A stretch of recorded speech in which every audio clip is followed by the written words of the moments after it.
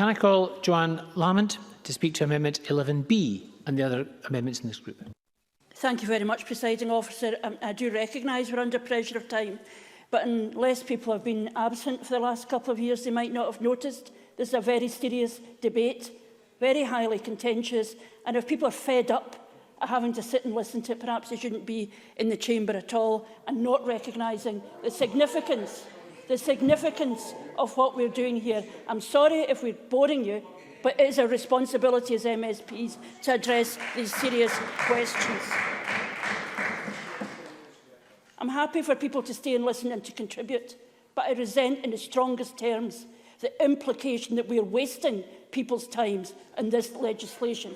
The Minister is not saying that, but it was clear from the reaction to what the Presiding Officer said that people were concerned we might be taking too long over this. So forgive me. I'm not going to take...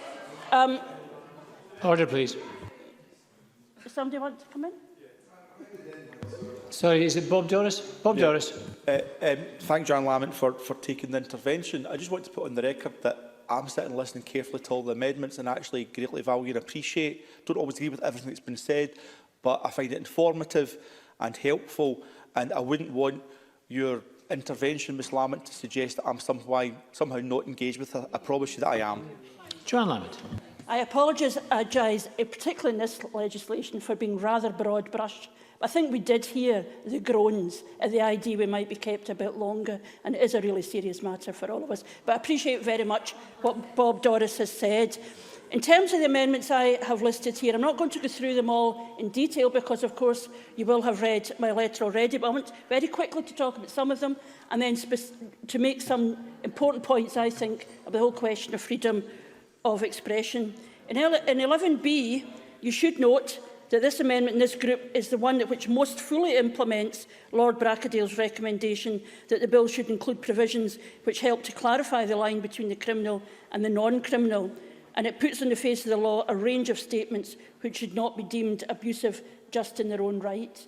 And we have never really had an explanation from the Cabinet Secretary for his rejection of a number of the recommendations from Lord Brackadale, but that is one of them. 11C adds a subsection to protection for freedom of expression in relation to religion, to expand it to cover non-religious beliefs and practices. 11D has a new freestanding section which provides that nothing in the Act shall be taken as requiring a person to profess any belief or to use language as if they held any belief. It is remarkable that we maybe feel that we need to put that in legislation. 11E adds two new subsections to Amendment 11, which taken together allow examples of behaviour or material which is not to be taken to be threatening or abusive to be added to the section using regulations subject to the affirmative procedure. And 11F introduces a definition of discussion or criticism to make clear that it includes the expression of opinions which have the capacity to offend, provoke, discomfort, shock or disturb, including those expressed as antipathy, dislike, ridicule or insult, and includes the rejection of any belief. I recognise that this is a very difficult debate, and particularly I agree with the Cabinet Secretary that the comments by Inclusion Scotland do have force.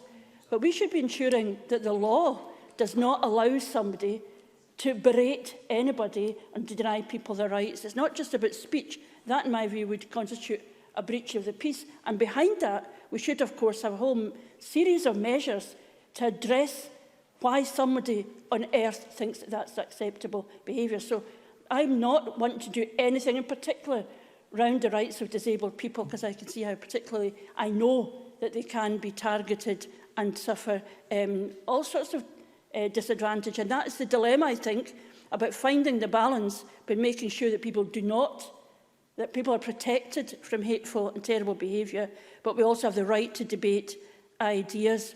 And I do sometimes think that the demands for freedom of expression, that folk have now got to the place where they think demands for freedom of expression are for people on the right, for people who are conservative in their views, socially conservative or whatever. And clearly there are some people who are making that case on the basis of their particular views at a particular time, which some people may regard as on the political spectrum on the right. But the truth is, we all need protection from freedom of expression.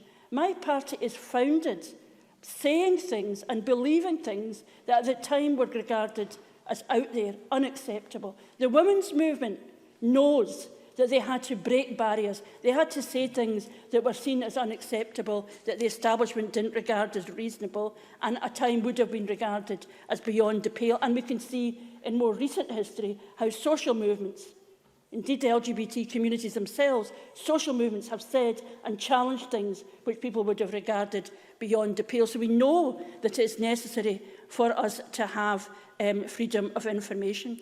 And I note Adam Tompkins' amendments. I have to say that I feel he is being optimistic in his interpretation of what these amendments would do, because of course you would still have to pass a number of tests, including whether it was, you need to persuade people that you were being reasonable.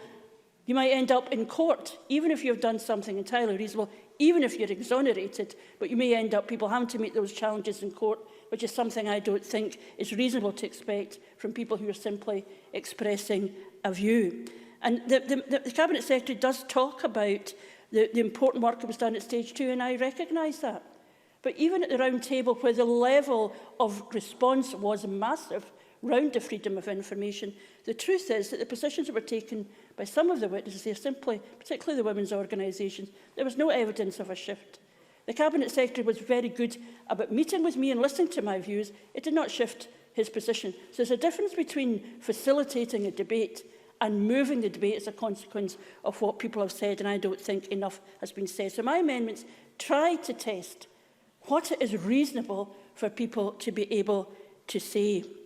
And I think I would have to underline the points made so effectively by Joan McAlpin about what the debate and the challenges are for many women just now. What is regarded as reasonable and acceptable? What is losing people their jobs? What is silencing many of our young women who tell me, who contact me privately and say, I can't do that. I can't say that because in the work community I'm in, it's utterly unacceptable and there would be consequences. Or indeed in the social circles that I move in, it would be utterly unacceptable. And I finish on a couple of last points, Presiding Officer. I went to a meeting at Edinburgh University, it must be, a couple of years ago now. And I've been going to political meetings for a very long time. I cannot remember ever being at a meeting that was so conscious of the need for security. And a women's meeting to talk about these issues. And we needed security that I don't recall ever seeing. That tells you what it's like for a woman who wants to express the views that are put in these amendments I have mentioned today. The scale of the challenge, the silencing, the chilling is real. Now, it's not that real for me. I'm old.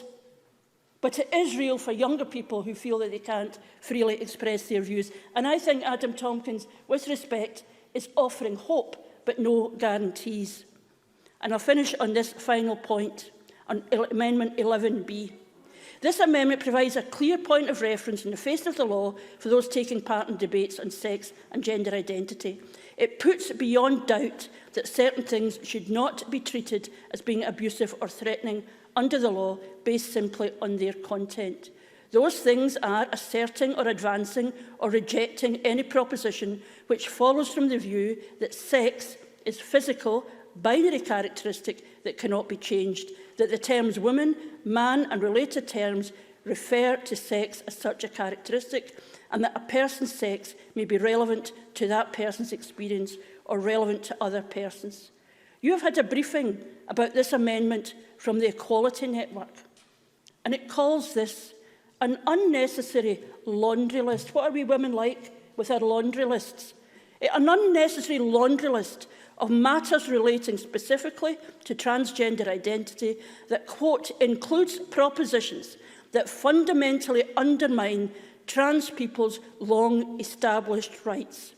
A list of approved statements that include attacks on the fundamental rights of one group of people that says that trans people's rights are open season for attack. That is the interpretation of the Equality Network of what other people would regard as an entirely reasonable, legal, logical, sensible thing to say. That there are two sexes. That we are entitled to say that is described as a fundamental attack on the rights of one group of people.